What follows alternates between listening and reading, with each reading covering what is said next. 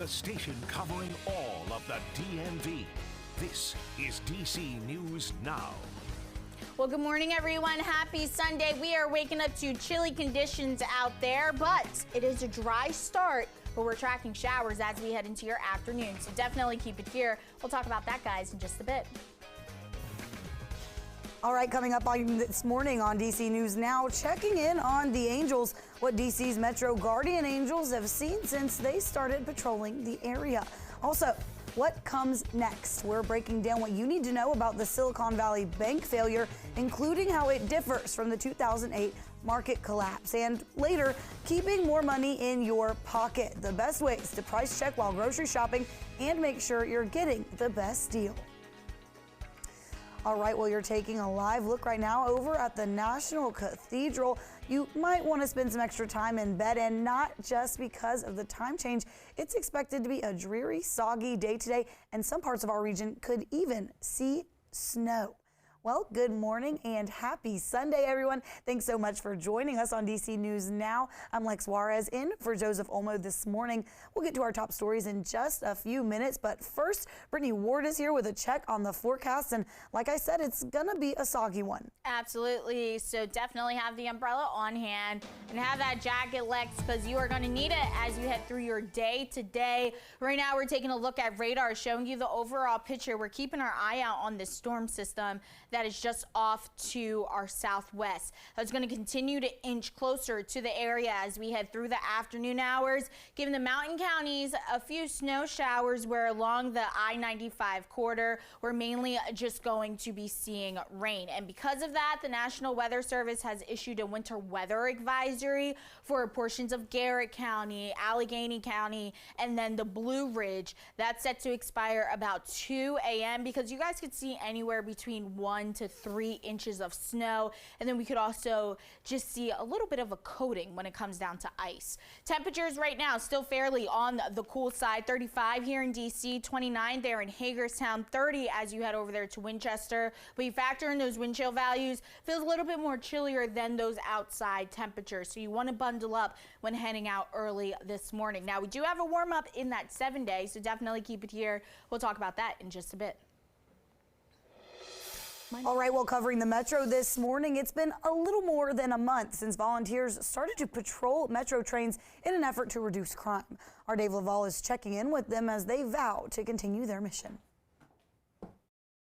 After we do the patrol around here, John Aiella lays out his strategy on each trip with his guardian angels as they prepare to protect Metro passengers. but you're going to be in a car with me, they'll be in a separate car. The volunteers, known for their red berets, have patrolled the Anacostia and other Metro stations since February 1st, after Metro employee Robert Cunningham died in a shooting at the Potomac Avenue station.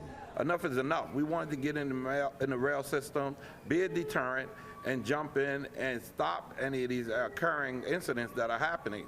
Ayala says his group is making a difference. The Guardian Angel stopped 3 problems last week. Where we was on the train riding, about 10 to 15 kids on the train smoking marijuana, causing havoc. We able to get them off the train, set them on their way. DC native Parise Brown is one of the newest Guardian Angels. Just us being here and making a presence on the train, on the street, wherever we tend to go on those days are very, very good for our community, being as though a lot of people don't feel safe. The Guardian Angels started in New York City during the 1970s. The organization has been in D.C. since 1989. You might see something on the platform going on. Who wants to be down with Guardian Angels and no one wants to help. And so, yeah, I signed up. Or there's an emergency on the train, take your beret, start waving it up and down. Patrick Gordon moved from New York City just over a week ago to join the D.C. chapter.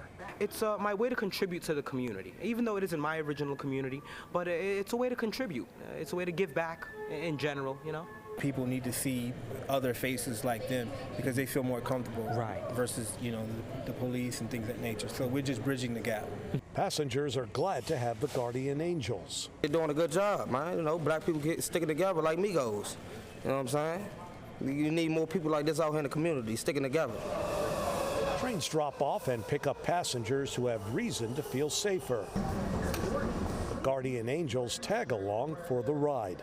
At the Anacostia Metro Station, Dave Laval, DC News Now.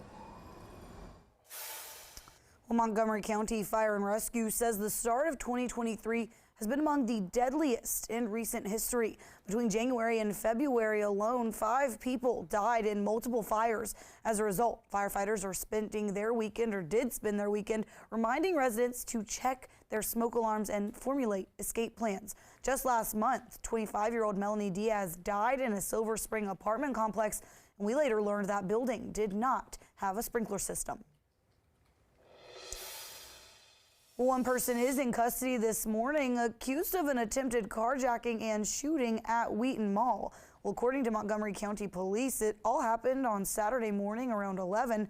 The woman who was shot is expected to be okay, but the suspect has not yet been identified.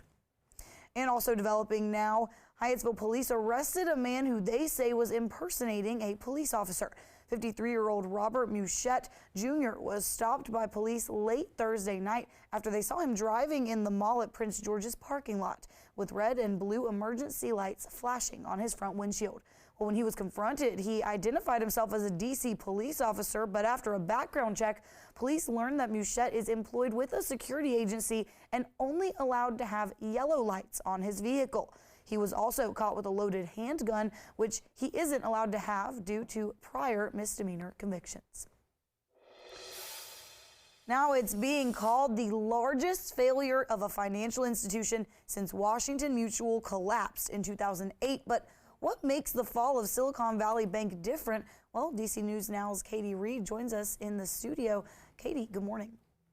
Good morning, Lex. So financial experts believe Silicon Valley Bank took such a steep downturn after it was hit hard by the drop in tech stocks over the past year.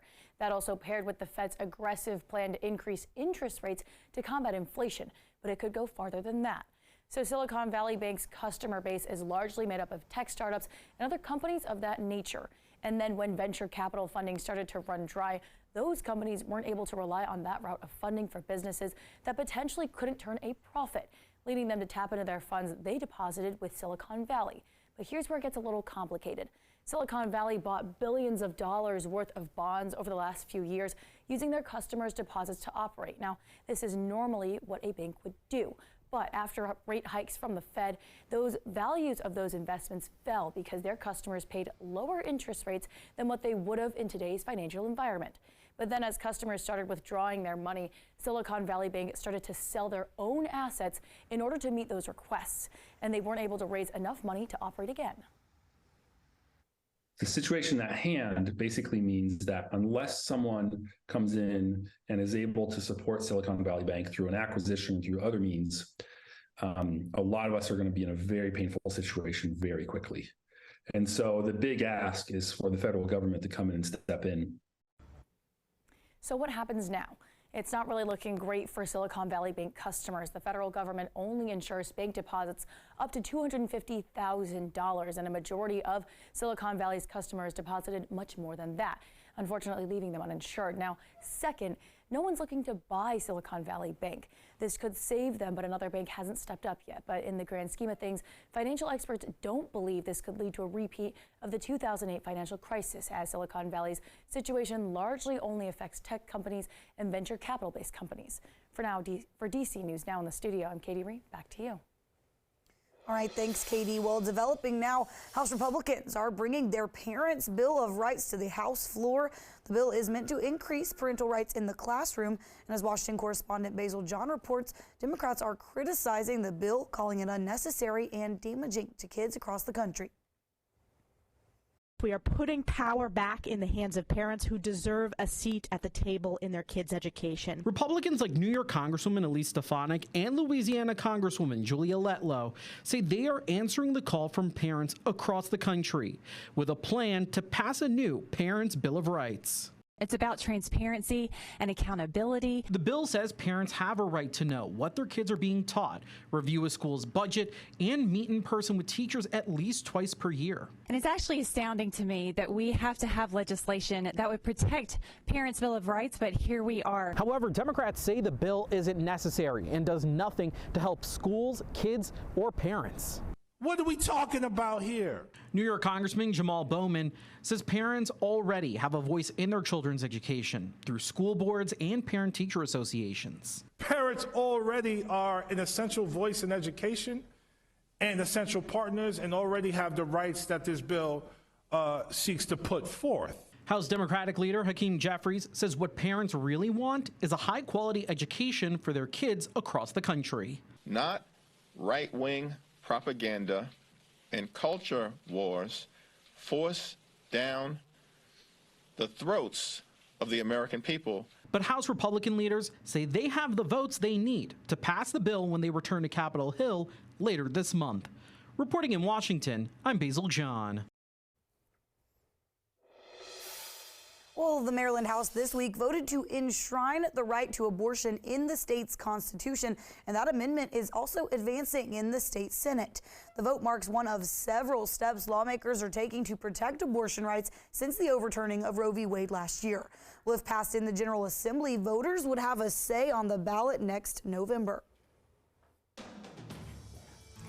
All right, your time now, 8:09, and we are taking a look at planning your morning here in the nation's capital. By that 9 o'clock hour, still going to be seeing those temperatures in the lower 30s, upper 30s, though, as we head into that 10 and 11 o'clock hour. But we'll still be holding on to the clouds, and it will be at least a dry start to our day.